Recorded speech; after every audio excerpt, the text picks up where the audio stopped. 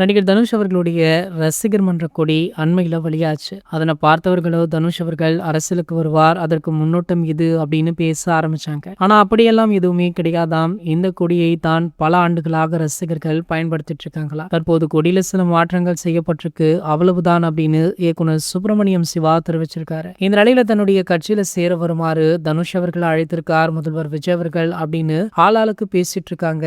So அப்படி இருந்தால் அவங்களே அதிகாரப்பூர்வமாக அறிவித்திருப்பாங்க அப்படின்ற ஒரு சில பேச்சுக்களுமே இருக்கு. ஆனால் சமீபத்தில் பாத்தீங்கன்னா நடிகர் தனுஷ் அவர்களுடைய நடவடிக்கை அத்தனையுமே அரசியலுடைய நகர்வு போலதான் இருக்கு. அடிக்கடி ரசிகர்களை மன்றங்களின் வாயிலாக சந்திப்பது, பிரியாணி போடுவது, ரசிகர்களை சந்தித்து புகைப்படம் எடுப்பது அப்படின்னு விஜய் சார் ஆரம்ப காலகட்டங்கள்ல என்ன பண்ணாரோ அதனையே தான் தற்போது இவர் பண்ணிட்டு இருக்காரு. சோ அப்படி இவர் அரசியல்ல என்ட்ரி கொடுக்கணும் அப்படின்னு முடிவு பண்ணா கண்டிப்பாக இன்னும் 1-2 ஆண்டுகள்ல என்ட்ரி கொடுப்பார் அப்படின்னுமே சொல்றாங்க. மேலும் பாத்தீங்கன்னா விஜய் அவர்களிடமிருந்து இவருக்கு அழைப்பு வந்தது கிட்டத்தட்ட உண்மைதான் அப்படின்னு தாவேகா தரப்புல இருந்து ஒரு சிலருமே சொல்லிட்டு இருந்தாங்க.